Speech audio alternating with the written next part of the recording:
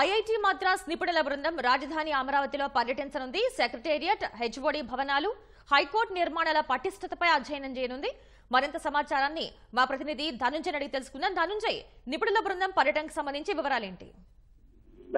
IIT చెన్నైకి చెందినటువంటి నిపుణుల బృందం కొద్దిసేపట్లోనే ఈ సచివాలయం ఐకానిక్ టవర్లుగా నిర్మించినటువంటి సచివాలయంతో పాటు హెచ్ఓడి భవనాలకు సంబంధించినటువంటి బేస్మెంట్లను పరిశీలించింది. ప్రస్తుతం అవి పూర్తిగా నీట మునుగున్నాయి. దాదాపుగా 5 ఐకానిక్ టవర్లు నిర్మించాలని గతంలో టీడీపీ ప్రభుత్వం నిర్ణయించింది. ఆ మేరకు కింద ఇది కూడా కాంక్రీట్ కూడా వేసినటువంటి పరిస్థితి. అయితే ప్రస్తుతం ఆ బేస్మెంట్ లో పూర్తిగా నీరు నిలిచిపోవడంతో అవి నిర్మాణానికి పనికొస్తాయా లేవా అన్నది ప్రస్తుతం ఐఐటి మద్రాస్ కు చెందినటువంటి నిపుణుల బృందం పరిశీలించింది. నిన్న ఎమ్మెల్యే, ఎమ్మెల్సీ భవనాలకు సంబంధించినటువంటి పనులకు సంబంధించి, అలాగే భవనాల పటిష్టత సామర్థ్యానికి సంబంధించి ఐఐటి హైదరాబాద్ కు చెందినటువంటి నిపుణుల బృందం పరిశీలించింది. ఇవాళ కూడా ఆ నిపుణుల బృందం కూడా పరిశీలిస్తుంది.